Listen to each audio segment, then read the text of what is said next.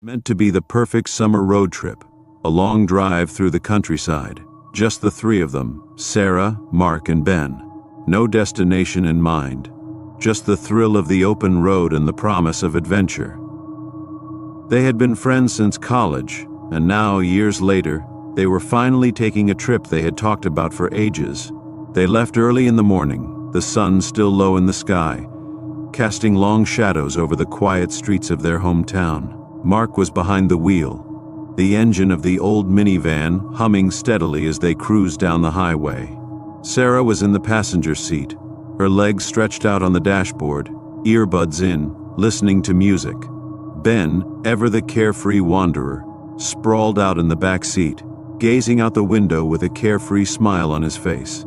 The trip started like any other road trip. The miles flew by as they joked and reminisced, stopping for gas, food, and the occasional scenic overlook. They passed small towns, farms, and fields, the world outside feeling both vast and intimate in its simplicity. But as they left the last small town behind and entered the stretch of highway that led deeper into the country, something changed. The atmosphere in the car shifted subtly at first. The sun seemed to set more quickly, and the sky deepened into a muted orange that made Sarah feel uneasy. The radio began to crackle and fade, and no matter how much Mark adjusted the dial, he couldn't get a clear station. Static filled the air, a low, eerie hum that seemed to buzz under their skin. "I hate when the radio does that," Sarah muttered, pressing the button to turn it off. "It's like the signal is coming from another dimension." Ben snorted from the back. "It's just interference. You guys are way too superstitious." They continued driving, the world outside growing quieter as the miles stretched on. The landscape was becoming more desolate. Fewer houses, fewer signs of civilization. They were surrounded by trees now, their dark branches swaying in the wind, casting long, twisted shadows across the road. "We should have taken the other turn back there," Mark said suddenly, glancing in the rearview mirror. "What other turn?" Sarah asked, glancing up from her phone. "That one back at the fork. I don't know. I just feel like we've been on this road too long. It doesn't seem right." Sarah frowned. "It's just a long stretch, Mark. We're still on track." But even as she said it, she couldn't shake the nagging feeling that something wasn't right. The road stretched out before them like a tunnel, endless and dark. They hadn't seen a sign for miles, and the only thing visible outside the windows was a dense forest that seemed to close in on them with every passing minute. Ben shifted uncomfortably in the back seat, his usual laid-back demeanor replaced by a hint of unease. "I don't know, guys. This place is starting to give me the creeps." "And stop being paranoid," Sarah said, shaking her head. "It's just a quiet part of the trip." But even she couldn't deny the tension that was slowly creeping into the car. The silence stretched between them, broken only by the occasional hum of the tires on the pavement and the soft wind rustling through the trees. The sun was almost completely gone now, the sky a deep indigo that was almost suffocating in its intensity. The headlights of the van cast a narrow beam of light down the road, but it felt like the darkness was closing in around them. Mark glanced at the gas gauge, half full, but there was no sign of any station, no signs at all, really. No markers, just the long, winding road. "Maybe we should stop for a break," he suggested, his voice tense. "I'm starting to feel like we've been driving forever." "I'm with you," Ben said, sounding a little more serious now. "We need to find a place to stop." But just as they were about to agree to pull over, they saw it. A small sign half hidden by the tree. The lettering was worn, barely legible in the dim light. "Welcome to White Oak." "White Oak?" Sarah repeated, confused. "Never heard of it."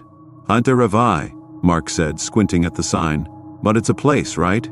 Ben sat up straighter, his earlier humor replaced by suspicion. "I don't like this. It's way off the main road." But Mark was already slowing down, the tires skimming across the cracked asphalt as he steered the van onto a side road. They hadn't seen a town in hours, and the thought of stopping at a small, unknown town felt like a relief. It didn't take long before they entered the heart of White Oak, a small, run-down town that looked as if it hadn't seen visitors in decades. The houses were old, their paint chipped and peeling. Some of them were abandoned, windows boarded up, and the streets were eerily empty. "Jesus, this place looks like something out of a horror movie," Ben muttered, his voice low. Sarah couldn't disagree. The town had an unsettling atmosphere, a sense of abandonment that made her skin crawl. They drove slowly through the empty streets, the van's headlights casting long shadows on the cracked sidewalks. It felt like they were the only people in the entire town. Mark slowed the van and finally stopped in front of what appeared to be a small, dilapidated diner. The neon sign buzzed weakly above the door, its light flickering intermittently.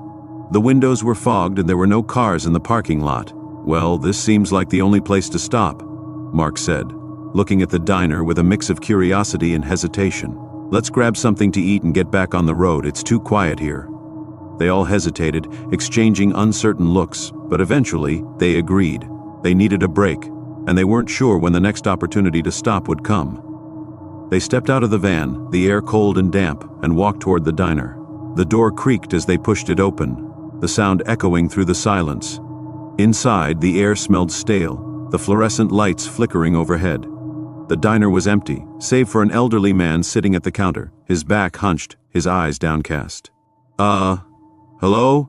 Mark called out. The man didn't look up. He sat motionless, his hands folded on the counter. His clothes were faded, and his hair was thin and gray. There was something about him, something unsettling in his stillness. A bell above the door jingled as they stepped inside, and after a long moment, the man finally looked up. His eyes were pale, almost colorless, and his gaze lingered on them for a moment too long. He didn't smile. He didn't say anything. He just watched. "Table for 3, Sarah said, her voice shaky. "You're open, right?" The man's gaze didn't waver. He nodded slowly. "Sit anywhere," he rasped, his voice cracked and hoarse. They chose a table by the window, the one furthest from the counter. Sarah, Ben, and Mark sat down, but none of them felt at ease. The silence in the diner was suffocating. Even the usual hum of a fridge or the sound of silverware being cleaned was absent. Just the low buzz of the neon light and the occasional creak of the old floorboards. Mark looked around, his voice barely above a whisper.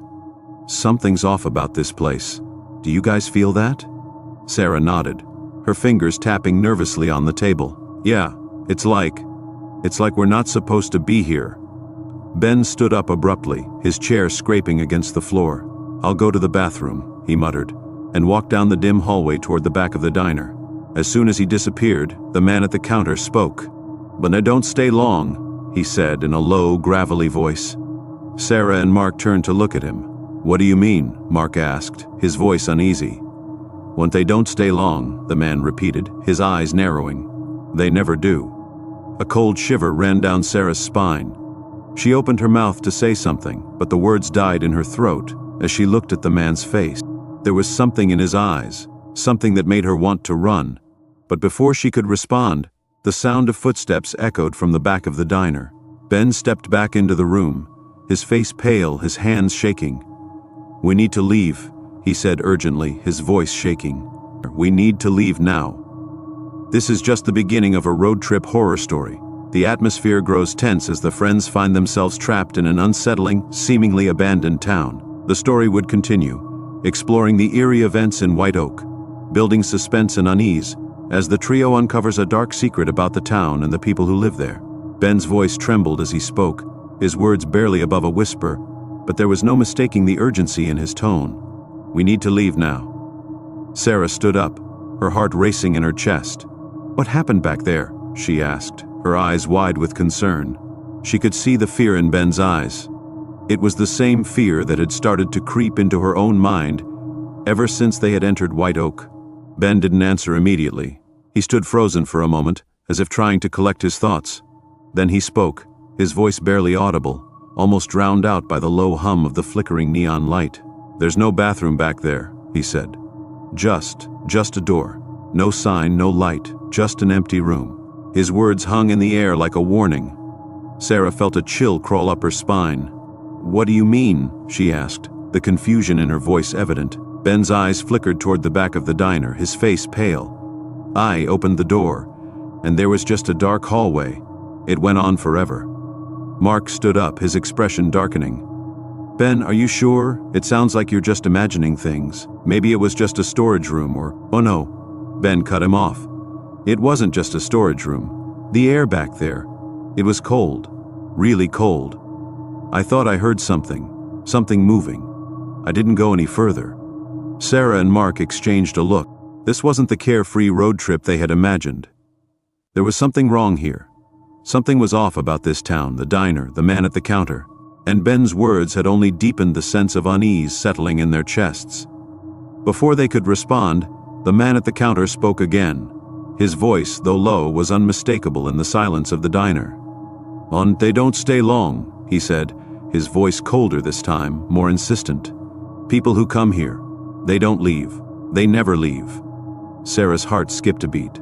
The man's words were too pointed, too knowing. It felt like a warning, but they didn't know from what. The hairs on the back of her neck stood up, and for the first time in the trip, she felt a real sense of danger. Mark shot a glance toward the door. "What the hell do you mean by that?" His voice was sharp, the edge of irritation cutting through his fear. The man didn't respond immediately. He simply stared at them, his eyes vacant, like he was staring through them, not at them. Sarah could feel the weight of his gaze pressing against her. "Oh, leave," the man said at last. His voice was low, almost a whisper, but there was an undeniable authority to it. "Leave before it's too late. This place is not what it seems." Suddenly, the lights in the diner flickered, casting strange shadows across the room. Sarah's pulse quickened. She could feel the temperature in the room drop, and her breath fogged in the air. This wasn't normal. This wasn't just an abandoned town. Something darker was at play. Ben's voice broke the silence. "I don't like this. I don't like any of this." "And let's go," Mark said, his voice tense. "Let's get back to the van and get out of here." They turned to leave, but as Sarah reached for the door, it suddenly slammed shut with a deafening bang. The force of it made the walls shake. Her heart stopped in her chest. "Did anyone lock it?" Sarah gasped, turning to look at Mark. Mark's face went pale. "No, I didn't touch it." The man at the counter didn't move. He didn't flinch. He just watched them with that same cold, vacant stare. It was like he had expected this. "They never leave," he repeated, his voice louder this time, more insistent. A cold gust of wind rushed through the diner, despite the lack of open windows. The smell of damp earth and decay filled the air. The lights above flickered again, and then, without warning, the power went out completely. The diner was plunged into darkness. Panic rose in Sarah's chest. "What the hell is going on?" she cried, her voice trembling. Ben was already backing away from the counter. "I don't know, but we need to get out of here now." But it was too late. From the shadows at the far end of the diner, a figure stepped forward. It was tall, taller than any human should be. The figure's movements were jerky, unnatural. The face was obscured by a dark, tattered hood, but Sarah could feel the presence of it, the weight of it in the room. The figure, it just stood there, blocking the only exit. "Let us go," Mark shouted, his voice cracking with fear. He took a step toward the door, but the figure didn't move. It just stood, waiting. A low, guttural growl emanated from the figure's hood. The air around them thickened, pressing in on them from all sides. The temperature dropped even further, and Sarah could see her breath condense in the air in front of her. The sense of dread was overwhelming. "You cannot leave," the figure said, its voice low and rasping. "You're part of it now." The words hung in the air like a curse. Sarah felt a cold wave of fear crash over her, and she stumbled back, her heart racing. "Please, please let us go," she begged, but the figure didn't respond. Instead, it stepped forward, its movements slow and deliberate, its long, clawed fingers stretching toward them. The shadows around it seemed to grow, reaching out like tendrils, swallowing everything in their path. The diner felt smaller, suffocating. Ben tried to run, but as he passed the figure, the shadows reached out and grabbed him. His body jerked backward with terrifying force, slamming into the floor with a sickening thud. "Ben!" Sarah screamed, rushing to his side. But Ben didn't respond. He was lying motionless on the floor, his eyes wide open but unseeing.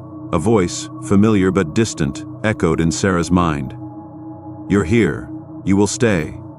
The world around them shifted, distorted. The diner began to fade into something else, a vast, empty wasteland, a stretch of barren road leading nowhere. The air thickened with a smell of rot and decay, and Sarah could hear the faint sound of whispers. No, voices, hundreds of voices calling to her, beckoning her into the darkness. Suddenly, a flash of light, blinding and intense, exploded through the room, and Sarah closed her eyes, shielding her face from the brightness. When she opened her eyes again, everything was still. The diner was gone, the figure was gone, Ben was gone. They were standing in the middle of a highway, the minivan parked just behind them, its engine idling. But the world around them was not the same. The road was empty, desolate. There were no signs of life, no landmarks, no people. The sky was an ominous shade of purple, like the last dying moments of daylight before it sank into nothingness. And the road stretched on, and on, and on. "Where are we?" Sarah asked, her voice trembling. But Mark didn't respond. He was staring ahead, his face pale and expressionless. The road stretched into the horizon, an endless, unyielding path. And in the distance, just barely visible, something was moving toward them. A figure. Another.